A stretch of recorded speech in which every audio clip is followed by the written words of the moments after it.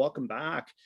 This episode, we're going to be revisiting our Albums by the Decade series and looking specifically at the mighty Black Sabbath.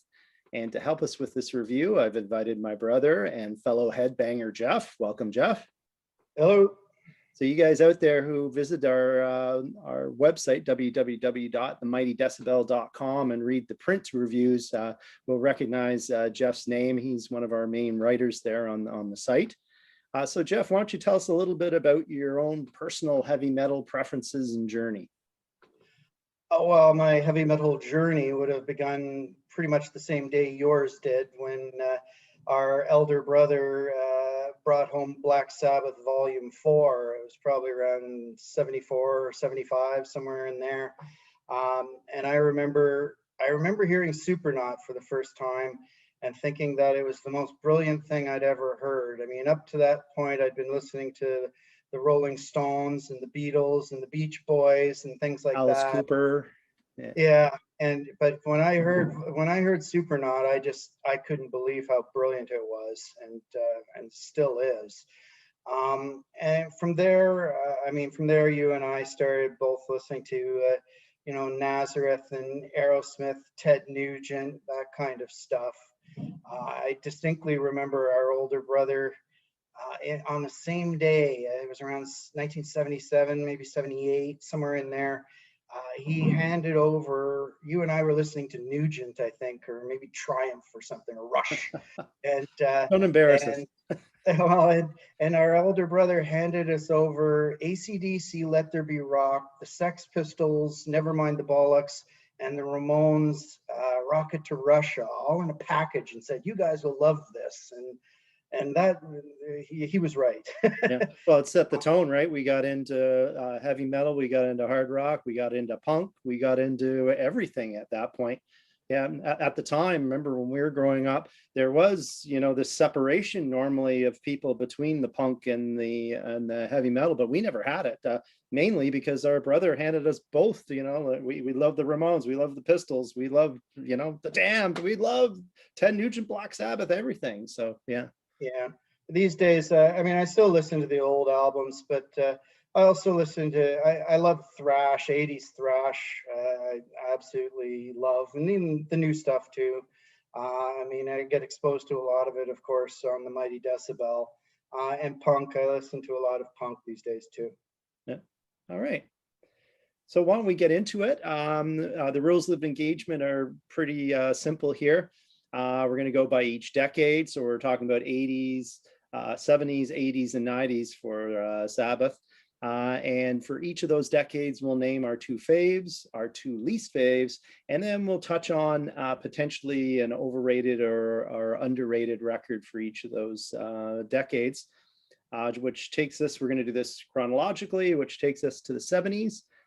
So we've got 8 albums in the 70s to cover here. Starting with the self-titled in 1970 all the way through to 1978 with Never Say Die. So Jeff, why don't you get started with your two faves? Number one has to be Volume 4. It's not only my favorite Sabbath album of the 70s, it's my favorite Sabbath album, period. It's an eclectic album. It's very different. It was really well written. Whatever cocaine these guys were doing when they wrote this album, they should have kept doing it, because it was absolutely brilliant. It's heavy as hell, and yet it's still experimental. That's what I really like about it, the variety on it. I would only say the only downside for me is FX, which is a minute and 44 seconds long. It should have been 44 seconds long. It leads into Supernaut, which is great, but there's 1 minute of dead time. But on an entire album that's otherwise absolutely brilliant from start to finish, I can put up with 1 minute. So a lot of people who are detractors of the album would point to Changes as the weak spot. I love Changes. Sabbath are one of the few bands, heavy metal bands, that can actually do ballads well. I love Changes. I remember in Tony Iommi's book where he talks about writing that song, because he didn't know how to play the piano, but he was just sitting down at a piano and started playing the main piano back fill, and it came from there. And Ozzy's voice carries that song. I'm more of a Dio guy. I don't think Ozzy's voice carries many songs, but on that one, he absolutely does. And I think Changes is great. Okay, what's your number two? I go with Sabotage from '75. There's a whole bunch of great albums from the '70s from Sabbath, of course, but when I was looking at the albums again, thinking about it, and I have to give Sabotage the nod just because it's so consistent. It's from start to finish. I mean, you've got Hole in the Sky, Megalomania, Symptom of the Universe, and on and on. It's just there's no weak spots on that album. I just think in a time, it was just before the band really started coming apart in the late '70s, but I think they did a great job writing that album, especially Iommi, obviously. So you and I share the same number one album in Volume 4. I've always said on this channel that Volume 4 is one of the top 3 albums of all time by any band, so it's got to be the top of my list. All the songs top to bottom are amazing in my mind, and I don't mind FX actually, because I think it really sets the tone that leads into the best riff ever written in Supernaut. And then the other, well, they're all highlights to me, but the other real highlight is Under the Sun. The ending there, the whole song's great, but that last minute when they just crank it out, it's like they're drilling to the core of the earth. I love that stuff. And then the opener, just the droning mournfulness of Wheels of Confusion, just amazing stuff. Now, number 2 for me was a little bit more difficult because I had 3 albums that are, all four of these albums in the '70s are 10 out of 10, so it's difficult. And the 3 others that I had in there were Master Reality, Sabbath Bloody Sabbath, and Sabotage. But I ended up going with Sabbath Bloody Sabbath just because I end up reaching for it more often now. So I think it's because I didn't play it as much as the other ones when I was younger. So it still seems a little bit fresher. But regardless, I'm going to point to Sabbath Bloody Sabbath, and tons of deep album stuff here that you can find. I think so onto the worst ones. When I was looking at it again, because I have anthologies that I use. I don't go to the albums that often, but when I was looking at the albums, what struck me with Sabbath Bloody Sabbath was that it almost seems like a continuation of Volume 4 to me. It's very experimental, but heavy. So it definitely is a great album. There's no question. Your 2 least favorite? Yeah, you're gonna let me take the hate mail. Oh yeah. My least favorite album from Sabbath in the '70s is Paranoid. It's not only the most overrated Black Sabbath album of all time, it's the most overrated heavy metal album of all time. I've never understood why this album is so popular. I mean, War Pigs and Iron Man. I saw Sabbath live most of the times with you. I think I saw them 7 times. Whenever they started playing these songs, I went to the washroom and I got a beer. I just couldn't hear them anymore. They're so overrated. That's like Aerosmith or Dream On. Yeah. Oh God, let me out of here. And Planet Caravan sucks. Electric Funeral and Hand of Doom. I mean, the endings of them are both good, but you got to sit through 2 or 3 minutes of sludgy, bluesy, dated '60s crap to get to it, and I can't handle it. Paranoid's a good song, and Fairies Wear Boots is a good song, but there's just very little on this album to like, and I have no idea why it's so popular. The second least favorite album of the '70s for me would be the first album. I mean, there's a few good songs on there. Black Sabbath is slow for the most part, but it's a good song. NIB, things like that. But there's just too much bluesy bluesy stuff. I mean, I think it was recorded in the late 60s and it sounds like it. It's just, it's boring. Yeah. Yeah. So my worst, there's definitely two that are battling against each other, and a third is as an outlier. But I ended up going with the debut, even though it's historically important for heavy metal, obviously being the first heavy metal album. It is so inconsistent. That second side is just too jammy and throwaway. It is like they went in to record an EP and then they were told at the last minute that they were recording an album. They just kept on jamming away. It's throwaway stuff, even though the first side's pretty good. Now the second least favorite, I agree with you, is Paranoid there. The major songs, the ones that everybody heralds as great, are not even in the top 30 of the best Sabbath songs, like nowhere close. So I don't understand why this album's on a pedestal. Never top did. 30, they wouldn't crack the top 50, maybe the top 70. Yeah. Bottom 30 maybe, but maybe I should be talking about that. Yeah, I just don't get it as well. Never did. So you want to listen to something from Paranoid? No. No. Why don't you pick a song? Listen, before we leave the 70s, I just want to say one thing really quick, and that is that there's a couple of underrated albums here. Yeah. First one is Never Say Die. I really love that album. I know you're not as strong on it as I am, because I just absolutely think it's brilliant. But I mean, maybe it's just memories for me, because I think that was the first album you and I went to the record store and bought like the day it came out, kind of thing. Before that, our older brother had been buying them, and we stole them. But I think Never Say Die is a great album. And similarly, Technical Ecstasy is not as good as Never Say Die. But when you look at the songs, I mean, Backstreet Kids, Gypsy, All Moving Parts, Rock and Roll Doctor, She's Gone, another great ballad, Dirty Women. There's some really good songs on Technical Ecstasy. I don't know why it's hated as much as it is. Yeah. The specifically with Never Say Die, there's that's been up for debate now in the YouTube community. Heavy metalers debating right now. So it seems to be that more and more people are coming out of the woodwork, admitting that they actually like Never Say Die, and they're coming to its defense like we are. So we aren't alone. Let's pick something from that one to listen to right now, Jeff. What about Johnny Blade? Okay, let's do it.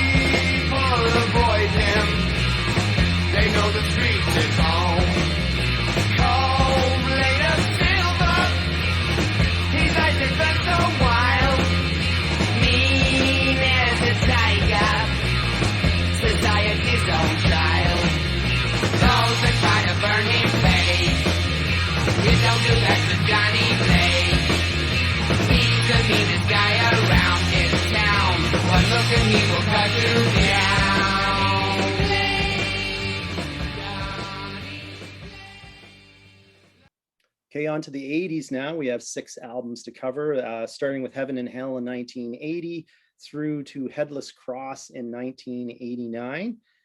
So top 2 faves, Jeff.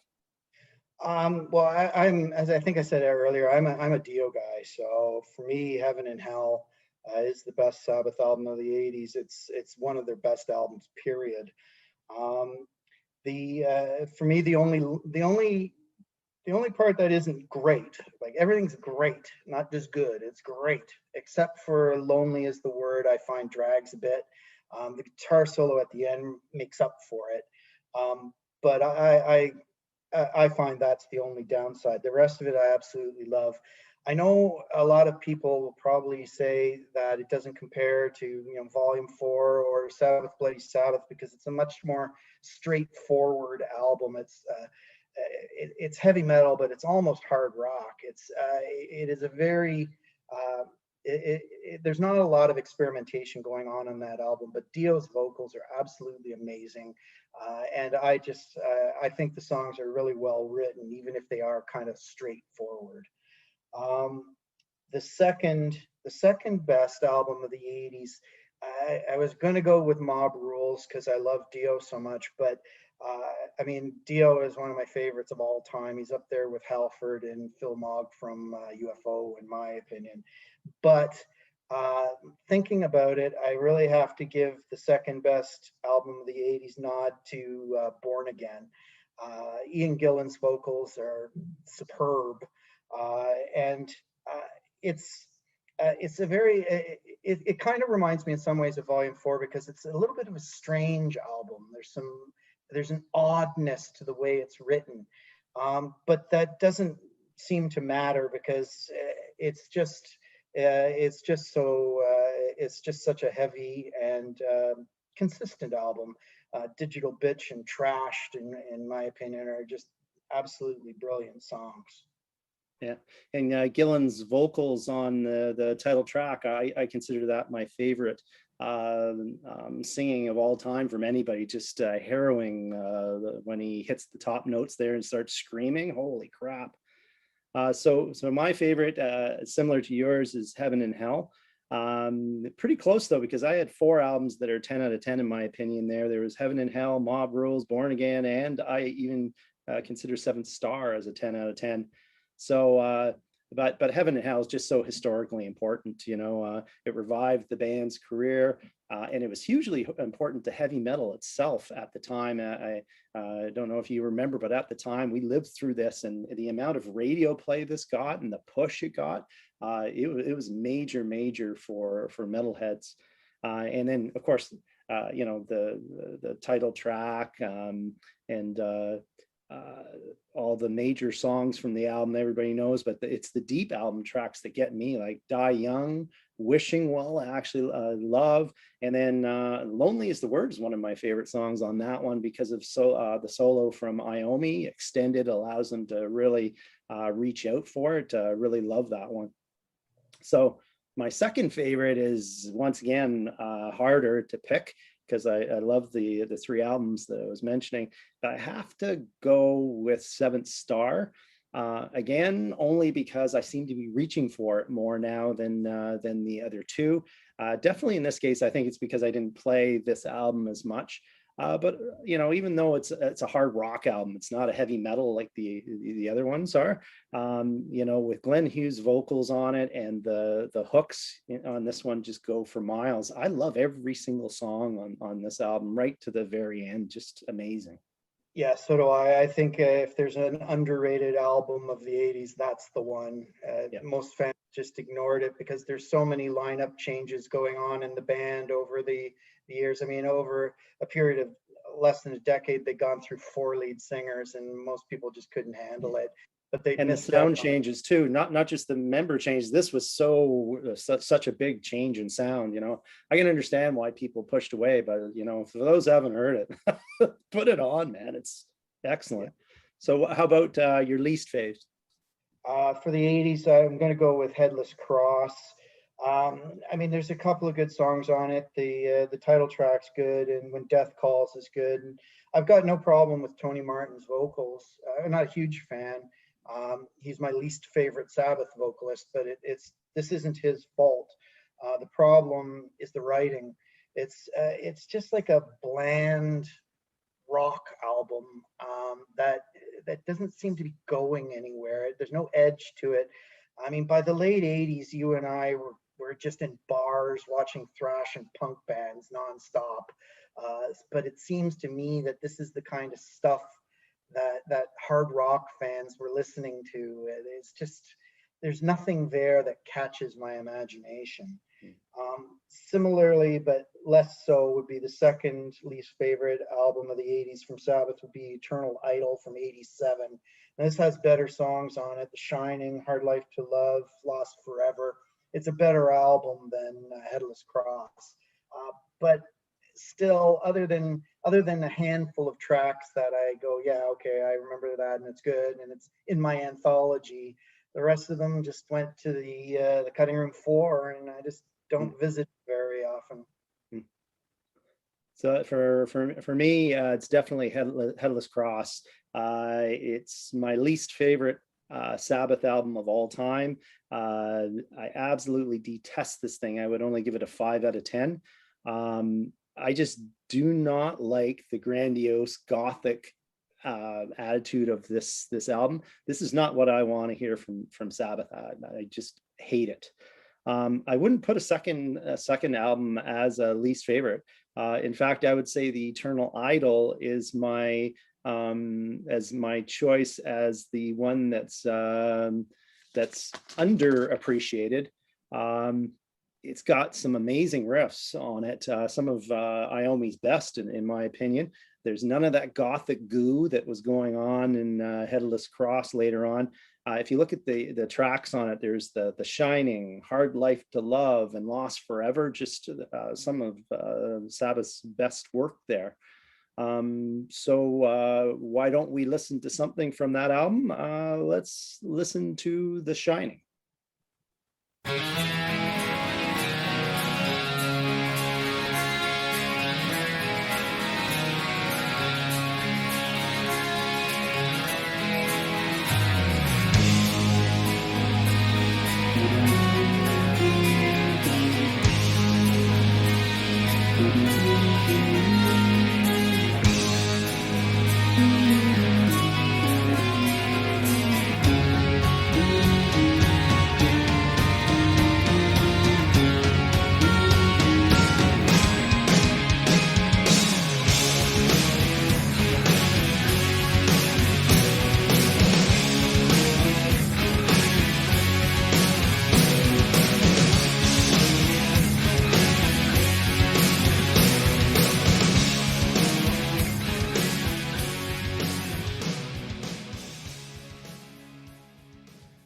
Over to the 90s now, and we have 4 albums, starting with Tighe in 1990, and then Forbidden in 1995. So go ahead with your fave ones there, Jeff.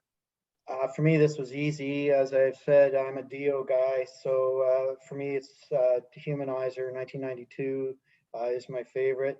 I know you're not as hot on it as I am, but I think while this album isn't as good as Mob Rules, it's still a damn good album. I like Computer God, TV Crimes, Master of Insanity, Time Machine, Buried Alive. I think this is a really strong album, and I have no problem putting it up there with the rest of the Dio catalog. It's not as good, but it's real good. I like this album a lot. My second favorite album of the 90s from Sabbath would be Cross Purposes. This is the best Tony Martin album, in my opinion. We've got Eyewitness, Psychophobia, Immaculate Deception, Back to Eden, The Hand That Rocks the Cradle. There's a bunch of good songs on this album. Geezer was still in the band at the time. I think that helped, at least in my mind. It maybe legitimized them more. But I really like Cross Purposes, and so that would be my second favorite. Yeah, for me, actually, Cross Purposes would be my favorite of the 90s. Strong songs throughout. It's not perfect. I give it like an 8 out of 10. But those strong songs, the Psychophobia, Back to Eden, and The Hand That Rocked the Cradle, great stuff, especially that last one. I would say that's up there as one of Iommi's top 10 riffs. Just an amazing song. And then on my number 2, I would go with Dehumanizer. So flip your 2. So I'm not as enamored as with this album as you are, as you mentioned. I just find it a little too blocky, too slow, too wooden. There are some highlights there. I love Buried Alive, and TV Crimes, and then some of the other songs are pretty good. But again, it's just sullen, slow. I hardly ever play it. And if I do, I just pick individual songs rather than the whole album.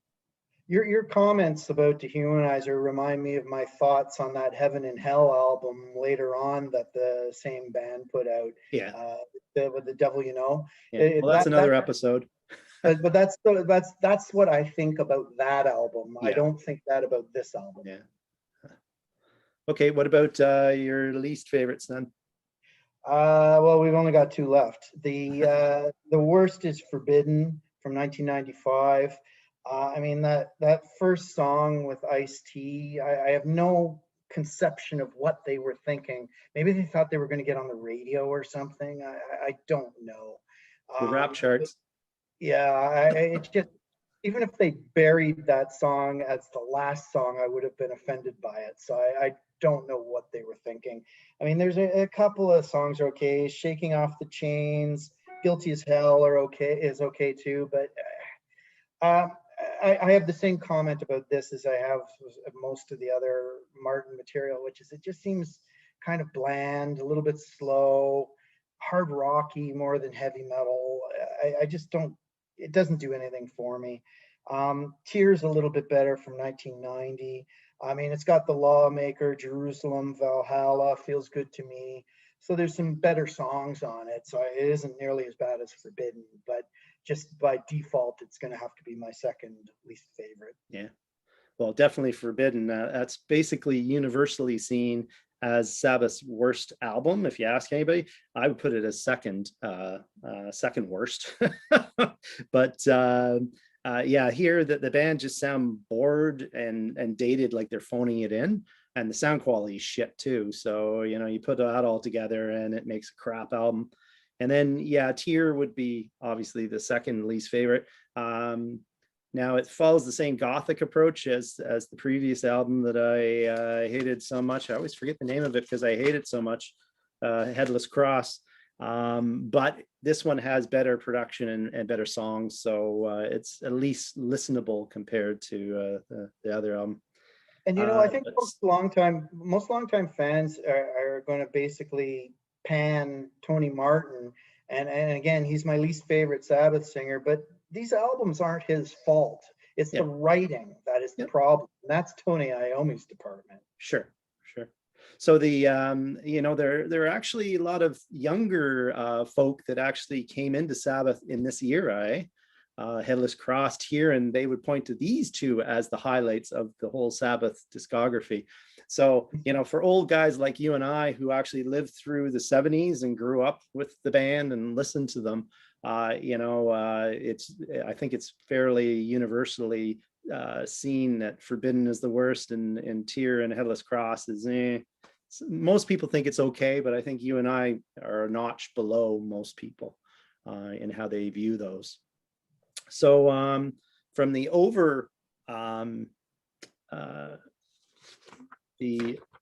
overrated, I would put Dehumanizer. I just think that everybody was really excited about Dio being back in the band, and they give this a little bit too much love. And Cross Purposes is the exact opposite, that I think it deserves more love. I'll say Cross Purposes is definitely underrated. Okay, so let's listen to something from Cross Purposes. How about let's go to The Hand That Rocked the Cradle.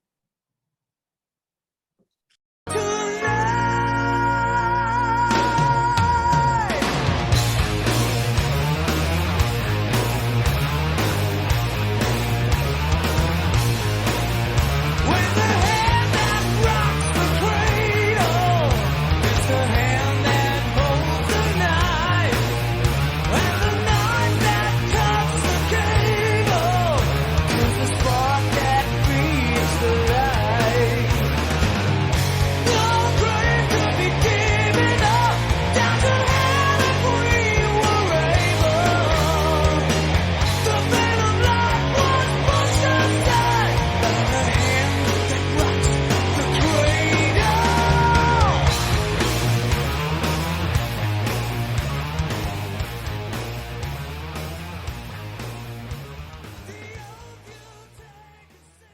Hey, we only have one album left, so there's none issued in the OOs, and in the 10s, there was 13 that was issued in 2013.